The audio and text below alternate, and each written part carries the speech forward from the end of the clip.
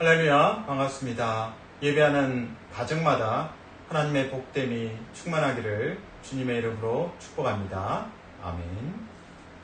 찬송가 406장 고난 내 영혼 편히 쉴 곳과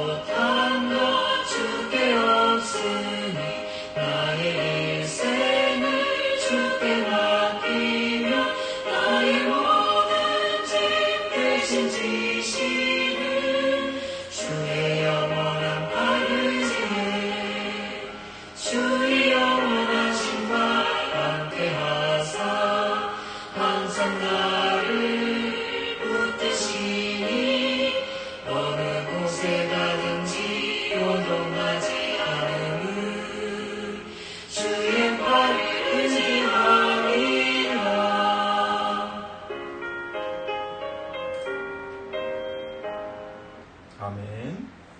기도하겠습니다. 거룩하신 주님, 감사합니다. 주님의 인자하심을 구하며 에스겔서 17장을 읽습니다. 독수리와 포도나무의 비유를 통해서 하나님의 긍휼과 하나님의 인도하심과 하나님의 주권을 눈여겨보고 우리의 마음에 새기게 도와주시옵소서. 바로들을 위해 중보합니다.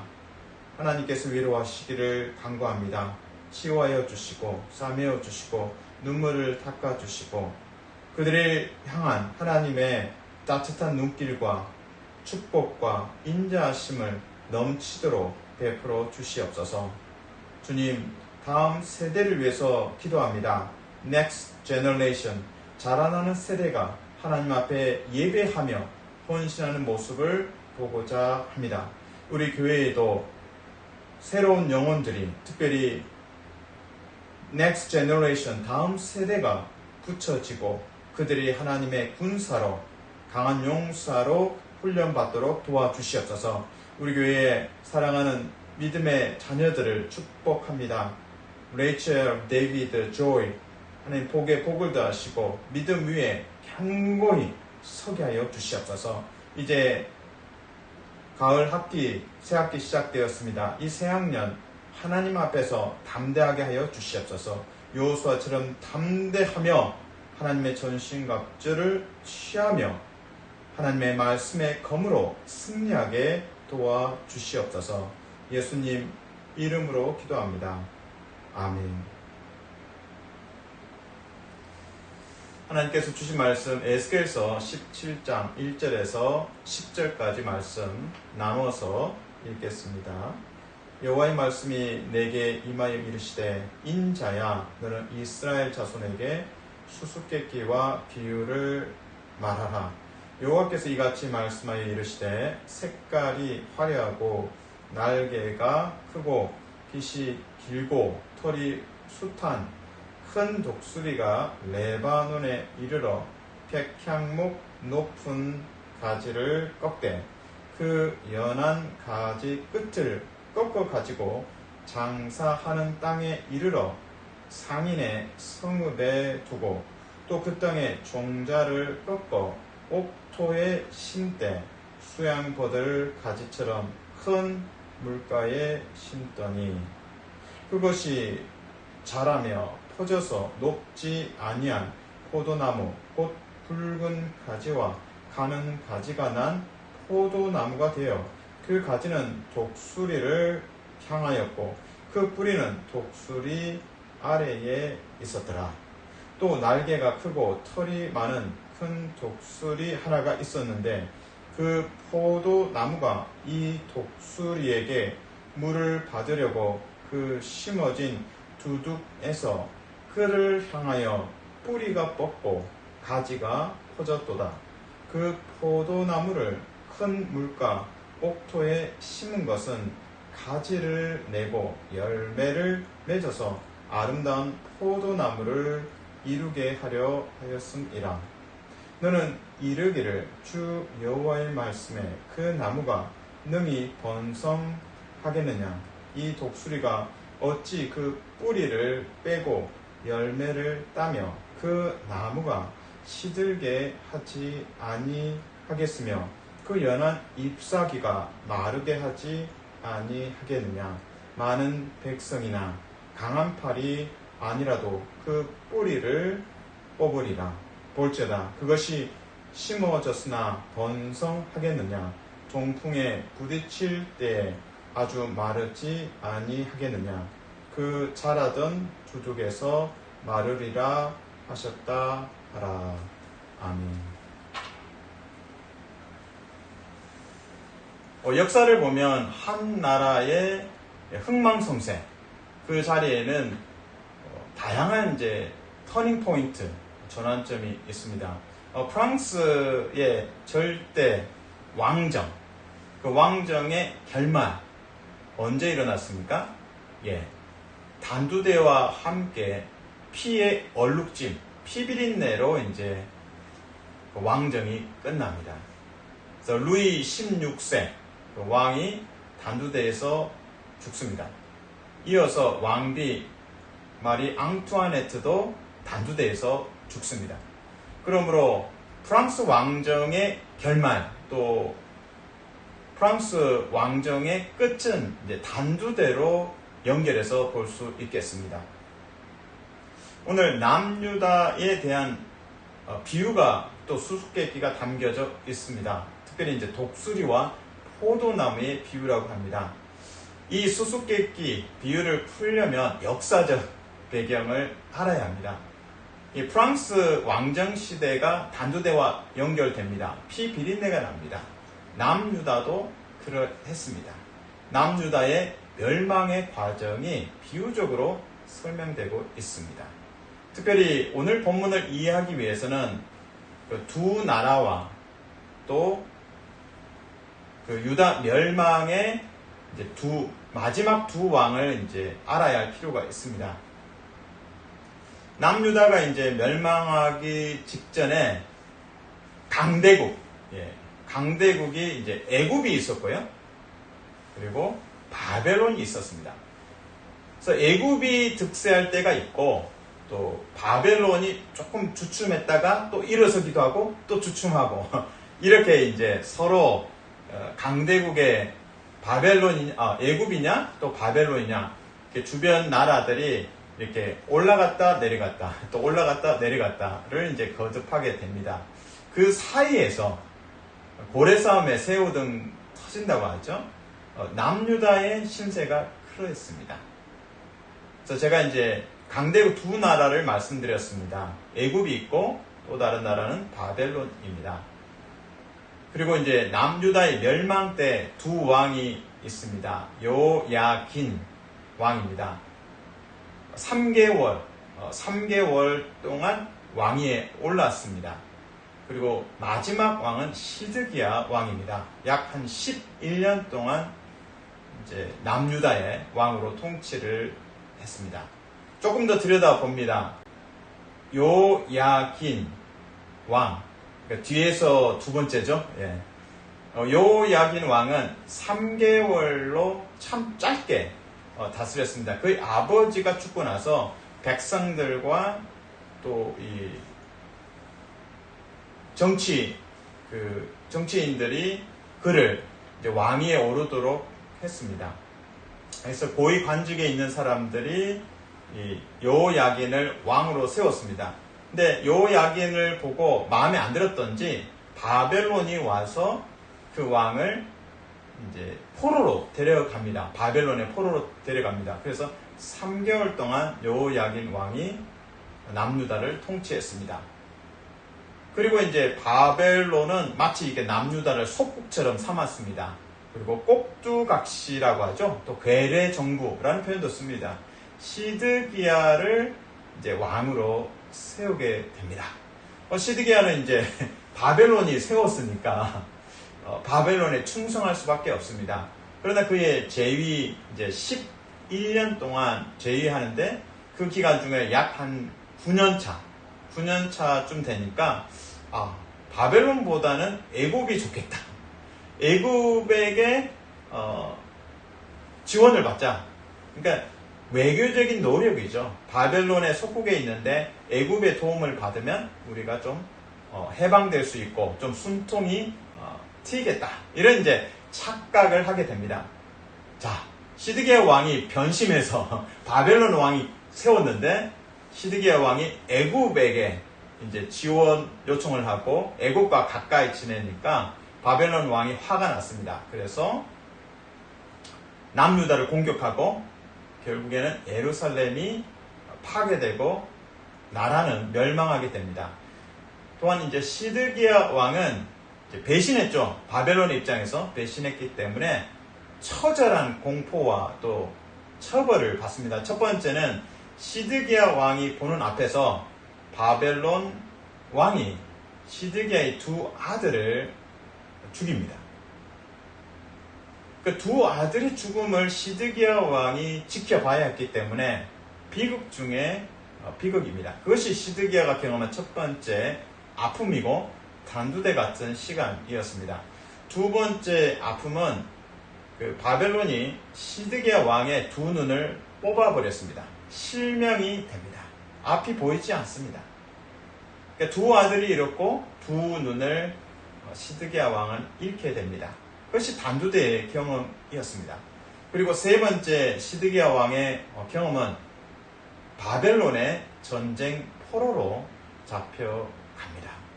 참 그 남유다의 끝이 참 피비린내가 나고 또 단두대를 연상하게 됩니다. 그런 역사적 배경 속에서 오늘 본문을 들여다 보아야 합니다. 자, 결론부터 말씀드리면 본문에서는 이제 독수리 두 마리가 나옵니다. 첫 번째 등장하는 3절에 등장하는 독수리는 바벨론입니다. 바벨론, 또 구체적으로는 느부갓네살 왕입니다. 하나님께서 남유다를 심판하시기 위해서 바벨론을 사용하십니다. 근데 독수리가 한 마리 더 나오죠. 두 번째 독수리. 이것은 같은 독수리가 아니라 애굽입니다. 앞에 첫 번째 독수리는 바벨론이었고 두 번째 독수리는 애굽입니다. 그리고 본문 이제 비유에서 가지가 두 가지가 나옵니다. 첫 번째 가지는 요야긴입니다. 요야긴. 3개월 만에 바벨론의 포로로 잡혀갔다고 말씀을 드렸습니다. 두 번째 가지가 나옵니다. 두 번째 가지는 시드기야 왕입니다. 바벨론이 세웠고 바벨론에 충성하다가 나름대로 이제 제한적이지만 그래도 이 남유다가 조금은 이렇게 살아있고 숨쉬고 있었다가 결국에 시드기야 왕이 변심해서 애굽에게 도움을 청하고 애굽과 이제 한 몸을 이루는 것처럼 합니다. 그래서 결국에는 멸망을 당하게 되죠. 그래서 오늘 독수리와 포도나무가 이스라엘이죠. 포도나무의 비유를 통해서 결국에는 마른다, 뿌리가 뽑힌다. 결국 남유다의 비극을, 또 시드기야 왕의 비극을 우리가 연상할 수 있습니다. 자, 본문을 구체적으로 읽어가면서 두 독수리 그리고 두 가지 이제 연결해 보겠습니다. 먼저 3절입니다. 3절을 같이 읽습니다. 시작. 여호와께서 이같이 말씀하여 이르시되 색깔이 화려하고 날개가 크고 깃이 길고 털이 숱한 큰 독수리가 레바논에 이르러 백향목 높은 가지를 꺾되 4절 그 연한 가지 끝을 꺾어 가지고 장사하는 땅에 이르러 상인의 성읍에 두고 3절의 큰 독수리는 바벨론입니다. 더 구체적으로 느부갓네살 왕입니다. 그리고 3절의 백향목 높은 가지 바로 요야긴 왕 3개월 만에 바벨론의 포로로 잡혀갔습니다. 그 내용이 4절입니다. 바로 장사하는 땅 또는 상인의 성읍 그것이 바로 바벨론입니다. 무역이 또 상업이 참 번창했던 곳이라는 것입니다. 그것이 바로 바벨론을 가리킵니다. 그래서 3절, 4절에서는 바벨론 나라와 특별히 이제 느부갓네살 왕 그리고 3개월 만에 포로로 잡혀갔던 요야긴 왕의 이야기를 3절, 4절에서 이제 독수리 그리고 이제 가지에 비유해서 설명하고 있습니다. 이제 이어지는 이제 5절에 또 가지가 나옵니다. 그리고 6절에서는 제한적이지만 어느 정도 이제 생존이 가능한 상황에 사실은 남유다의 상황을 그려내고 있습니다. 5절입니다. 또 그 땅의 종자를 꺾어 이 종자 가지입니다. 이 종자는 바로 시드기야 왕입니다. 바벨론 왕이 세웠고 남유다의 왕으로 세웠고 9년 동안은 바벨론에게 충성했습니다. 그러나 9년 차쯤에 변심해서 시드기야 왕은 애굽과 손을 잡게 됩니다. 그의 분노해서 이제 심판을 받죠. 바벨론의 심판을 시드기야 왕이 받게 됩니다. 일단 이제 5절 말씀을 같이 했습니다. 시작. 또 그 땅의 종자를 꺾어 옥토에 심되 수양버들 가지처럼 큰 물가에 심더니 그러니까 바벨론이 시드기야 왕을 남유다의 왕으로 세웠다. 그 내용입니다. 그 다음에 6절입니다. 그것이 자라며 퍼져서 높지 아니한 포도나무 곧 굵은 가지와 가는 가지가 난 포도나무가 되어 그 가지는 독수리를 향하였고 그 뿌리는 독수리 아래에 있었더라. 6절은 이 가지는 시드기야 왕이고 한 9년 정도는 바벨론에 충성했다. 이 내용을 이제 포도나무가 이제 가지 또 뿌리가 독수리를 향하고 있음을 잘 설명하고 있습니다.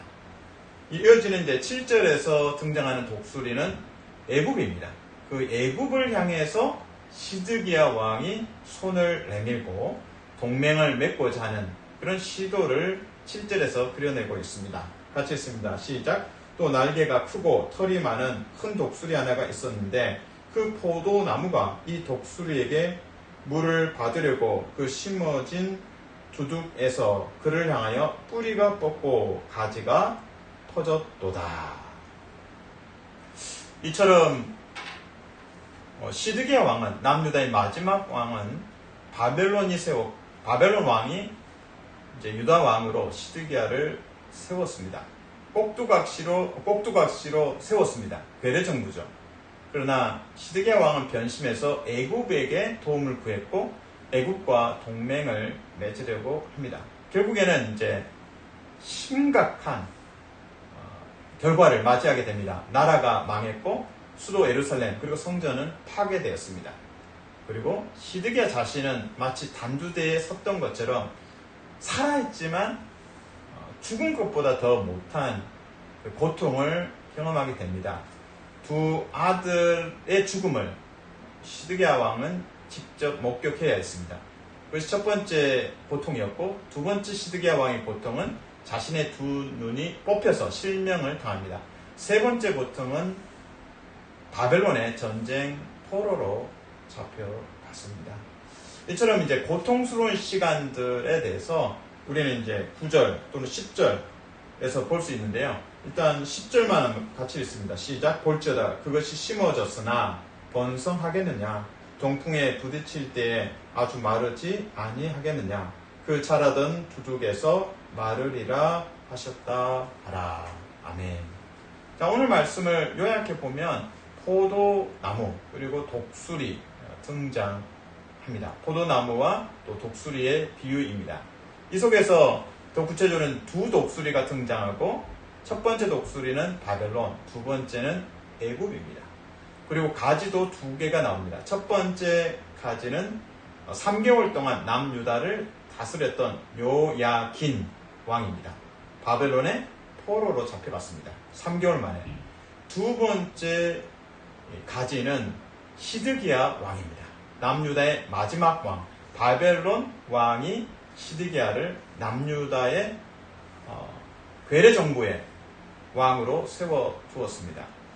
제위하는 11년 동안 시드기야 왕은 9년은 바벨론에 충성하고, 나머지 이제 9년 차쯤에서는 변심해서 애굽을 이제 손을 잡게 됩니다. 결국에는 이제 처참한 아픔과 나라의 멸망, 또 자녀의 죽음, 그런 고통을 이제 경험하게 됩니다. 자, 오늘 말씀을 통해서 어떤 적용을 할 수 있을까요? 사실 그 시드기야 왕 시대에 에레미야 선지자가 있었습니다. 에레미야 선지자가 왕에게 경고를 했습니다. 바벨론의 통치에 대해서, 멍에에 대해서 수용하십시오. 하나님께서 지금 바벨론을 쓰고 있는 겁니다. 라고 분명하게 경고를 했습니다. 그러나 시드기야 왕은 거짓 선지자들의 말을 더 경청했습니다. 바벨론 별거 아닙니다. 바벨론이 우리를 괴롭히지 못할 겁니다. 이런 식으로 이제 거짓말을 지어냈고, 시드기야 왕은 거짓말에 현혹되어 넘어갔습니다. 그리고 애굽에게 도움을 청했습니다. 오늘 본문에서 이제 독수리도 나오고, 바벨론, 애굽, 그리고 가지 구체적으로 요야긴 왕도 나오고, 시드기야 왕도 나왔습니다. 그리고 포도나무는 이제 이스라엘, 또 이제 남유다로 이제 표현되고 있습니다. 우리가 여기서 이제 중요하게 생각해야 될 부분은 이 가지가 심겨졌다라는 내용입니다. 물론 이제 시편 1편에서도 시냇가에 심겨진 나무가 있죠. 근데 에레미야서에도 시냇가에 심겨진 나무를 이야기하고 있습니다. 오늘 독수리와 포도나무의 비유를 통해서 결론은 이것입니다. 하나님께서 우리의 독수리가 되신다. 하나님께서 출애굽기에서 말씀하십니다. 내가 독수리다. 내가 독수리처럼 너희를 업어서 애굽에서 구원했다. 애굽에서 구원해서 이 광야로 인도했고 약속의 땅으로 인도할 것이라고. 하나님 당신께서 자신을 독수리에 비유해서 설명하고 계십니다. 또한 예레미야서의 근거에 보면 우리가 심어진 자리, 우리가 심어져야 하는 자리는 하나님의 말씀이고, 또 심어진다는 것은 하나님을 의뢰하고 신뢰하고 믿는 것입니다. 그것이 예레미야 말씀입니다. 자, 에레미야서를 통해서 17장 5절, 7절, 8절에서 시냇가에 심겨진 나무가 무엇인가, 그리고 그 형통함은 무엇인가를 좀 주목해 보기 원합니다. 시드기야 왕은 외교적인 노력으로, 자신의 지혜로, 자신의 경험으로 난국을, 어려움을 헤쳐나가려고 했습니다. 그냥 우리에게 주신 이 말씀의 교훈은 결국 여호와를 경외하는 것입니다. 여호와를 신뢰하는 것입니다. 솔로몬이 넘어졌던 것 중에 하나가 외교적인 노력으로, 자신의 노력과 자신의 경험으로 여러 나라들과 잘 관계를 가지면 되겠지 하고 부인들을 많이 맞이했고 넘어졌고 우상숭배했고 타락했습니다. 오늘 시드기야도 솔로몬의 길을 따라가다가 넘어졌습니다. 우리가 가야 할 길은 여호와 하나님을 신뢰하는 것입니다. 시냇가에 심겨진 나무의 복됨, 여호와를 경외하는 삶의 복됨을 예레미야서 17장 5절, 7절, 8절을 통해서 확인합니다. 5절입니다. 무릇 사람을 믿으며 또는 무릇 애굽을 믿으며, 이렇게 번역할 수도 있겠죠. 무릇 사람을 믿으며 육신으로 그의 힘을 삼고 마음이 여호와에게서 떠난 그 사람은 저주를 받을 것이라. 그러나 무릇 여호와를 의지하며 여호와를 의뢰하는 그 사람은 복을 받을 것이라. 8절, 그는 물가에 심어진 나무가 그 뿌리를 강변에 뻗치고 더위가 올지라도 두려워하지 아니하며 그 입이 청청하며 가무는 해에도 걱정이 없고 결실이 그치지 아니함 같으리라. 아멘. 물가에 심어진 나무, 뿌리를 강변에 뻗치는 그 믿음의 길, 여호와를 신뢰하는 삶의 복됨을 오늘 예레미야서는 이야기하고 있습니다. 사랑하는 성도 여러분, 축복합니다. 우리 주변에 바벨론이나 애굽처럼 강대국이 있다면 강대국의 눈치를 보게 되고 또 사람들의 눈치를 보게 됩니다. 때로 우리 마음에 유혹이 있습니다. 솔로몬처럼 인간적인 방법을 잘 쓰면 될 것 같습니다. 시드기야처럼 또 그런 실수를 할 때가 많이 있습니다.